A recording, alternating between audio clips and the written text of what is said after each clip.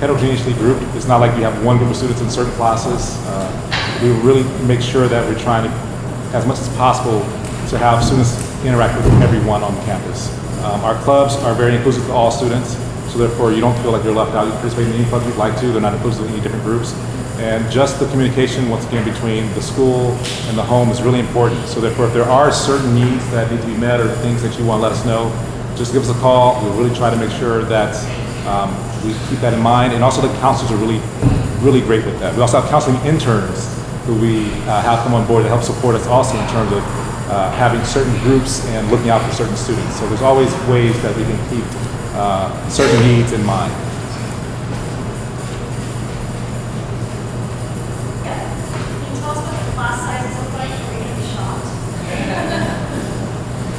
It depends.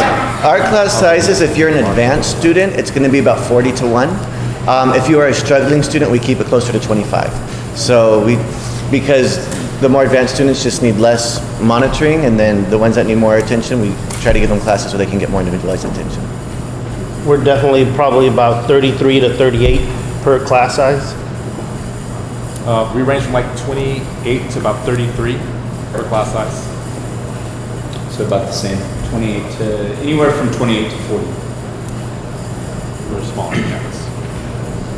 Now PE is big though. Yes. PE is big. Watch out for PE. Just let you know that. So I'll just speak on behalf of PHS. One of the things that we really tried to pay closer attention to this past year as we were doing scheduling was to ensure that freshman classes were slightly smaller than the other classes, because freshman year is crucial, it's pivotal, but to get that support and to identify if students are struggling early, that's been something that we've been more aware of. And I'd like to say that, the class sizes are as small, but we've really been cognizant about that and make sure that, especially that first year, that they're not overwhelmed or just feel like they're another face in the crowd. Yeah. How easy or how difficult is it to change pathways? Once you're a freshman, you choose a pathway or whatever, and you change. So, I just have one. We make it difficult.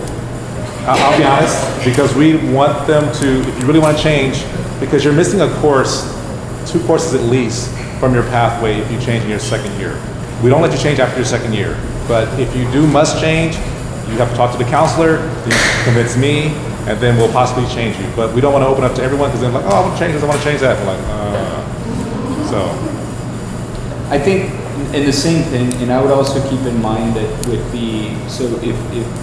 you're attending a school that's not your home school and the student's in the pathway, if they are no longer in the pathway, there's that chance that they may have to go back to their home school. So, but again, there are enough, we try to put enough things in place to find out what's happening with the student, to find out what their rationale reasoning is, and then try and work with the student and the family to keep them there. I think part of the experience of getting high school, getting ready to be in college, is that when students commit to something, they need to see it through regardless. And a lot of times it's usually a small, minor, there's a small time frame where they're not succeeding, but then typically once they work through those problems, they generally flourish. And so it's difficult because you lose that time in the pathway with the classes, but like I said, it's being part of that smaller community. You get the opportunity to work with the families and students to really support the student and find out really what's happening. It's probably best directed at Mr. Ibarra because you were at PHS and now you're Blair. So when you have students that are at Marshall or Blair who have gone 6 through 8 and now they're transitioning into the high school versus your students who are coming fresh to the high school, 9th graders, do you find that the transition is easier for those students who have already been in the school for a few years, or do you find that just the demands of high school are so much greater that everybody kind of gets knocked over? It's a complex question. I mean, I do think there is, I guess, a sense of comfort when they've been there, they kind of are entrenched in the culture and the expectations. But I do think one of the things that, young people always share or always show is their ability to adapt and to kind of find their way. And I think most of our kids are extremely resourceful, adaptable, and they'll find their niche, but it definitely, it also depends on if they're going for a specific pathway, a program. Those types of connections make it easier for them to kind of incorporate themselves not only into that small learning community, but also into the bigger school.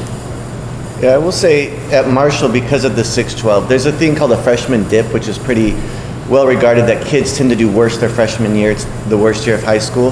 That is not the case at all at Marshall, because they were there in 8th grade, and our campus is very integrated. The middle school and high school walk the hallways together. You have your same locker all the way through. So certain things like getting a locker, where I'm going to hang out at lunch, who my friends are, knowing my teachers, you already know all those things, so it's not a big adaptation. But on the flip side, people who get nervous coming in because everyone already has a friend group, they already know everybody, they said, am I going to find someone to fit in? And the truth is you will, because it's almost like you're a new person. And they're like, oh, new person. The girls every year ask me, will you bring in more boys? The dating pool is very shallow here. So it's kind of great to come in, because then you're kind of the popular person right away, because everyone wants to meet you and get to know you right away and welcome you in when you come in at the 9th grade level. But the transition's easier if you're at the same school, but traditionally when you go to a different school, there's just a lot with being 14 in general, and then changing a whole school and everything just being different.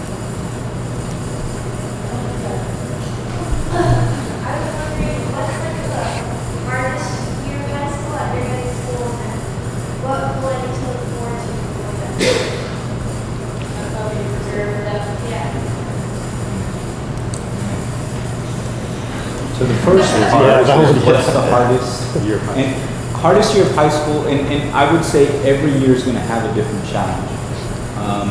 Your freshman year, of course, just getting accustomed, getting used to the environment. Your sophomore year is where you're going to start to find your niche in terms of that, but you're still going to have those struggles. Your junior year, you're going to have, college is starting to loom. Your senior year, your fall is going to be stressful because you have college applications. And then spring, you're not graduated yet, so you have to stay focused.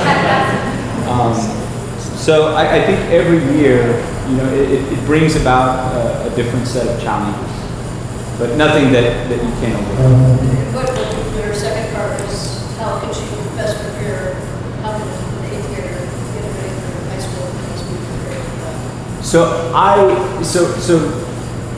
I've had the fortune of getting to see early college, like being a part of the early college system, and seeing students when they make that transition from taking high school classes to college courses. And the biggest thing is never the academics that are the big problem, because I think we do a really good job of preparing students. It's learning how to be an advocate for yourself, so finding your voice. Learning how to talk to adults when there's a disagreement or when you have a question. A lot of times, students who weren't successful, I saw it wasn't necessarily that they couldn't do it, it was they didn't know how to approach an adult with a problem in a respectful manner sometimes, but also they would just avoid it because they were overwhelmed or frightened. And we're here to help you. And we're here to, and yes, there are going to be times where the respect or whatever the case may be, but I can speak as far as teaching, there are always those teachable moments. So what I would say to you is just be personable, learn to talk to your teachers, learn to communicate with them. The beautiful thing about technology now is that, we have students who email us if there's an issue or a problem going on. And so I think that's one of the biggest things I would say in 8th grade is just, and do your homework. I would say that the 9th grade will be the most difficult, only because it's a different environment, unless you go from Blair to Blair and Marshall to Marshall. But expectations. You're going to have 6 different teachers or 8 different teachers, kind of understanding how to, you have students coming from all these different schools now. It's just really trying to find your niche in terms of who do you want to be, who you want to hang out, and just making sure that you are comfortable with who you are, because it's so many different things that happen in a high school. And middle school is great, love it, wonderful. The high school is fast-paced, there's all these different clubs, it's organizations, it's music, it's band, it's sports, it's boys, it's girls, it's so many things. Get prepared, parents, get prepared. There's so many things that come at you. So it's understanding how to study, because I'll be honest, we have an incredible system for educating our students. But in high school, you finally might start getting courses that you have to really study for. In junior high, it really comes natural, it comes easy. It's like, I have this. And in high school, you might get your first B or C, because it's like, whoa, it's not the same as middle school. So just kind of getting accustomed to the difference of expectations and workload, so. And I think to piggyback off that, at Blair with the IB program, I don't know if it's the hardest year, but I guess I didn't go through an IB program, but knowing what I know about the IB program, I would say 11th grade. That's really where you start to, like Mr. Lawton was saying, that the academic rigor just takes a big jump. And now those are basically college level courses. And it was really interesting. Last year, we invited our previous year valedictorian who got a full scholarship to Harvard to come back and talk to our PTSA and our students. And the basic questions, how did Blair, the IB program, prepare you for that next step or that next challenge? And it was really interesting to hear her say that one of the things she really learned and honed in on was time management and organization. Like, it really forced her to become better at that. And when she made that jump into Harvard, she's like, this is easy, where her colleagues now there were really struggling because they hadn't learned that time management part of being a good and effective student. Great questions, Benjamin. Great questions. Hope we don't forget. I have a question. Advisory, do all of your schools have it? It looks like only 2 have it every day. I'm not sure. Do you have it every day? What is your goal with it? So the question was about advisory. Is there an advisory period every week, every day? How do you use it? What's the goal? We do not have advisory at Marshall. Okay. We focused on academics all the time. We have advisory only on Mondays at Blair. Our goal ultimately is to have those students build a stronger relationship with one adult. So it really gives them an opportunity to, hey, I noticed you're struggling here, like what's going on, really build that strong relationship. So if they haven't with someone else, this at least gives them a chance to do that. We also use it to have PCC, Cal State LA, different organizations come in and present to individual classes. That way, not having to take up class time to do it. We have it 4 days a week. We use it for community building, but then also grade checks. Our teachers use that time to check the students' grades, talk to them about how they're doing, have conversations, like I said, with adults that they may not normally have. And so that's how we use our advisory time. So we have ours daily, and we utilize it. We have clubs that meet. In addition to that, we also will provide tutoring, so tutorials, giving students an opportunity for that, make up exams, meet with teachers if they're having any kind of difficulty or questions, grade level assemblies. And so, as Mr. Barr kind of stated earlier, one of the things we are exploring is that 7-period possibility. So that's something that we are, as a staff, we discussed last year, and we're still kind of exploring what that would look like. I wanted to talk about sports for a minute. You got a question? Let me do you and then go back to you. I'm sorry. Because you were waiting. I was just curious about the students in the past who have done concurrent enrollment at PHS, not PHS, PCC, or one of our other schools. Do you find that those students are still able to participate in sports or cheer or other extracurricular activities that typically take place outside of the general school day, or is it kind of a one or the other thing because of the schedule? We have students who are enrolled at courses at PCC and are active in extracurricular activities. And for us, it doesn't hinder. They just have to make arrangements with their coach ahead of time, but our coach is totally supported. Our cheer coach, our pep squad coach totally supports it. And so, I say cheer, she doesn't want to say cheer. No, they're fine with it. And it doesn't impact them heavily at all. And when we try to be strategic with scheduling. If they can take that course in the morning and that gives them a chance to take that and get out of the way and then transition back to campus. Can we talk a little bit about sports? Some of us like it.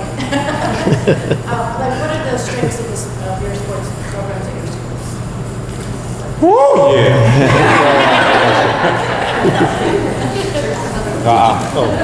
You want to start? Yeah, since you. Yeah. You screamed. I was gonna go, but you screamed, so you. I scream. And no, we have a really great sports program. Our football team does very well. Our students are student athletes, number one, which is really nice. Our program is set up, even though I'm talking about sports, we have study hall for all of our sports programs. So anyone on the team is actually placed into a study hall by their coach, where we have learners help with our students. We have all the sports except. Can you speak up just a little so we're close to that? We have all the sports except for water polo.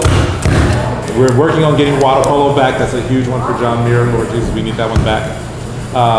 But we have all the sports programs. We have a golf team now, and we have boys and girls golf, which is great.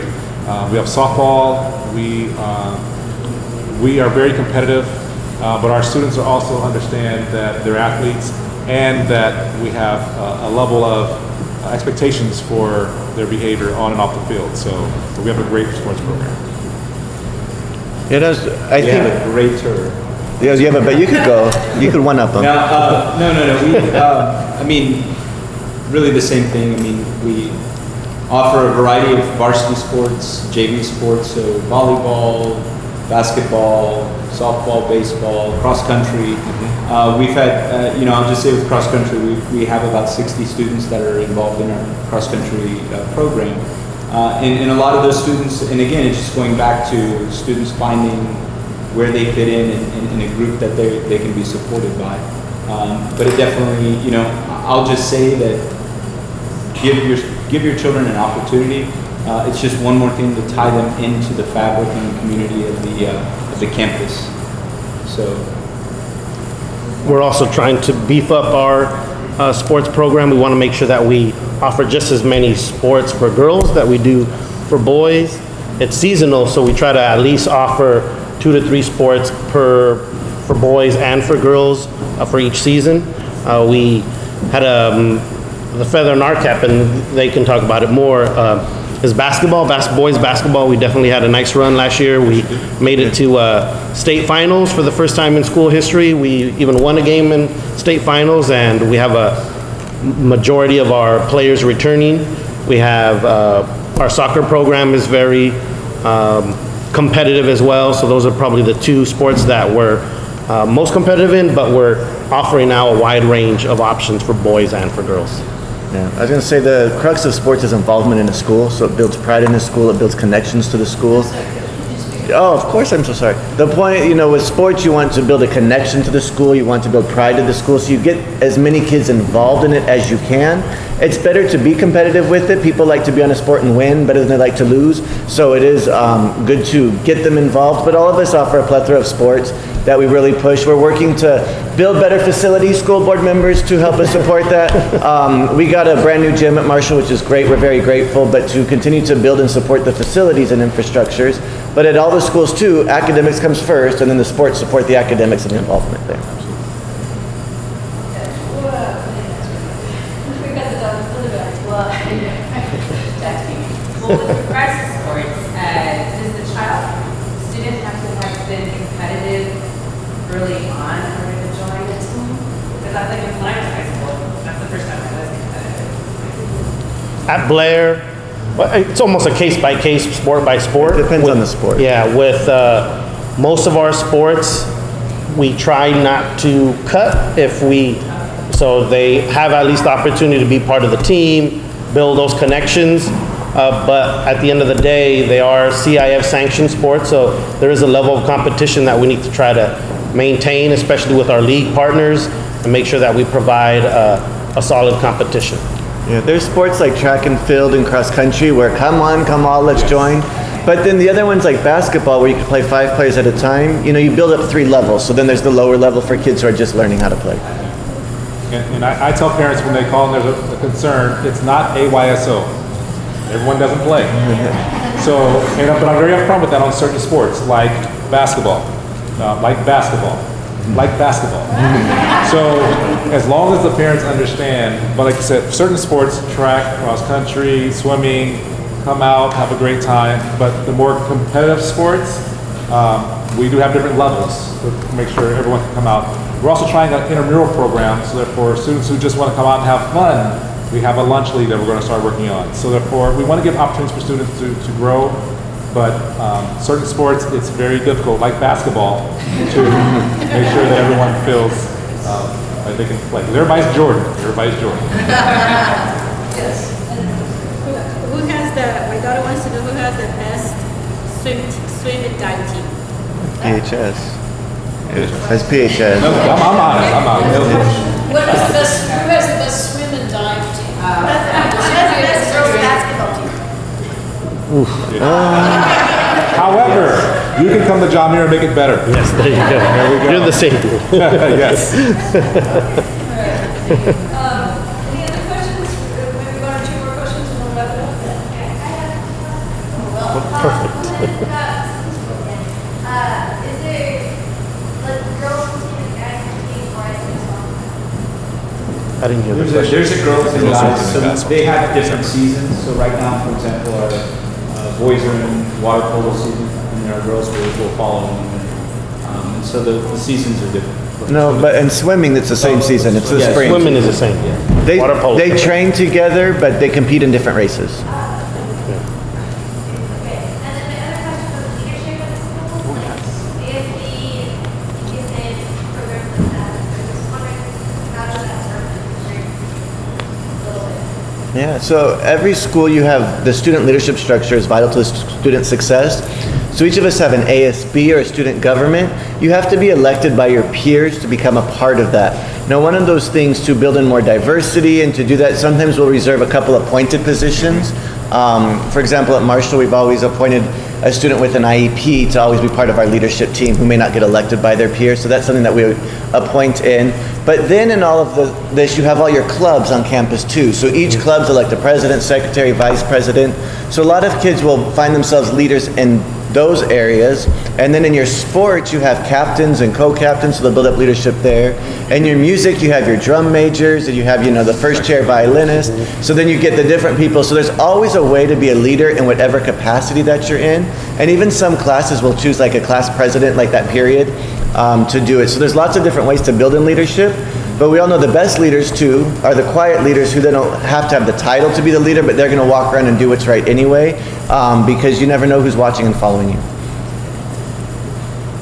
To piggyback, even the different programs have their own structure within the pathway and International Academy, so there's a lot of opportunities for students to be part of leadership.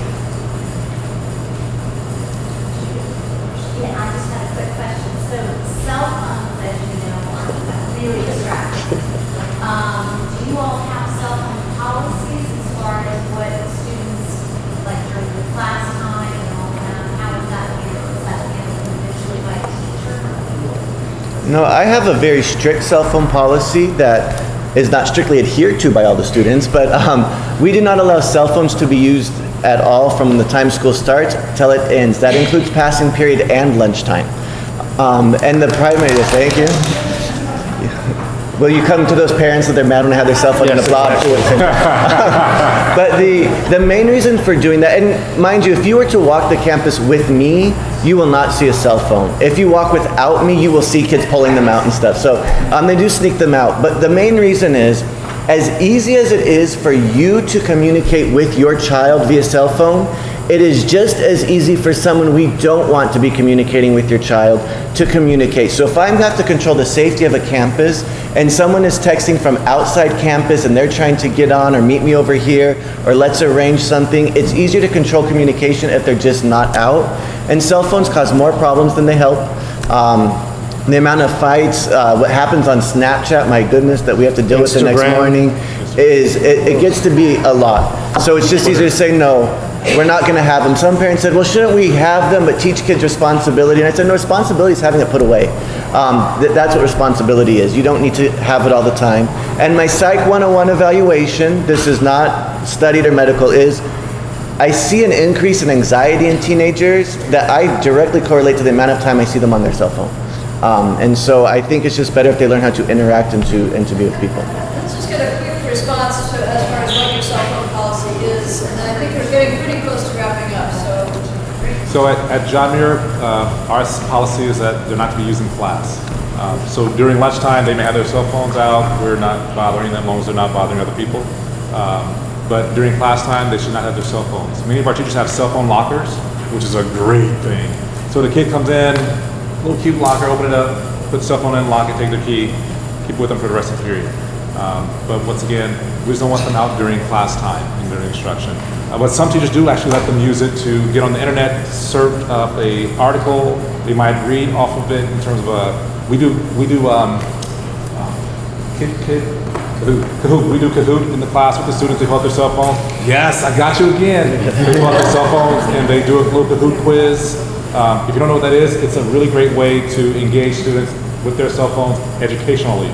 So I showed that to my staff, so some of the staff members are doing that with their students. So we're getting ready to do a review. So as long as it's done the right way, it's fine in the classroom, but not just watching videos and chilling.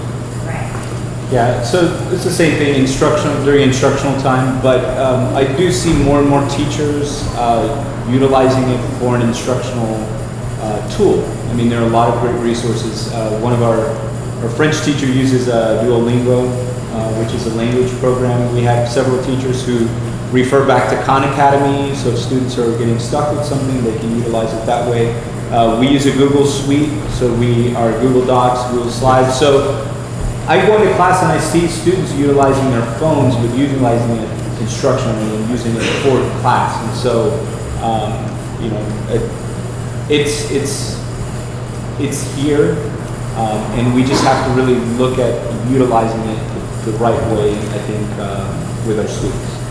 Also at Blair, instructional time, we've had a lot of conversations knowing that technology is just something they need to be savvy with, and knowing that that's a great tool and resource that they know how to do.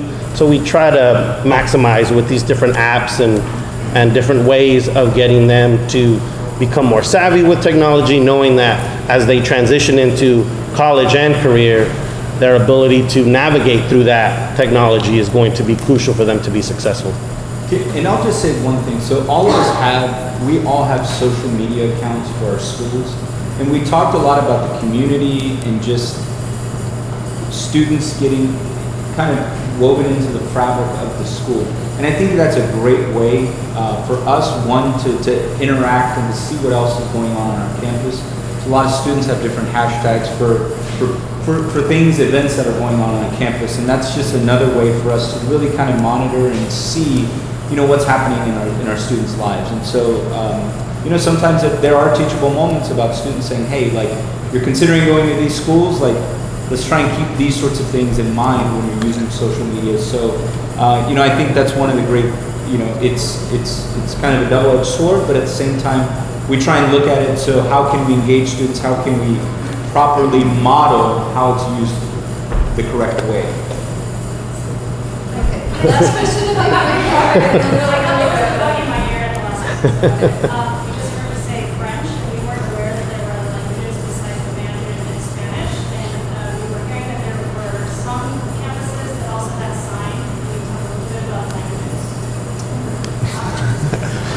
Sign. Sure, well, Marshall's the one that has sign language. So we have sign language, Mandarin, and Spanish. And then our Spanish track has for native speakers who come speaking it with natives, and then for those who are learning it for the first time. We are not a DLIP program, but some DLIP families do come to us, and we put them through the natives pathways as they go through, as if they were a native speaker. So we had our first cohort of DLIP Mandarin students, so coming from Fields here in Monterey. So we feed into that guidance. So students who are in the dual language Mandarin program will feed into PHS. We offer French, we offer Spanish, and we also as well have the native path for students who are native speakers. We are kind of in flux with our sign language classes. So right now we currently offer a level 2. We don't offer a level 1, but again, that's something that we'll revisit as we start preparing course offerings for next school year. So at John Muir, we offer Spanish, and then Spanish native speaker.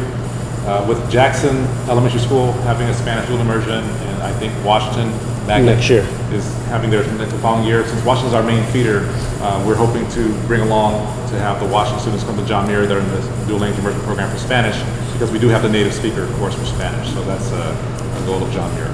So Blair houses the dual language Spanish program, so we offer a lot of Spanish courses with native speakers, also history classes that are fully taught in Spanish. We have a French class as well. We do have also, as Mr. Hernandez said, we only have ASL 2. A lot of our electives sometimes are driven by course requests. So as more students offer it, ask for it, then it's easier for us to offer it, so that way maintain a healthy number of students in it.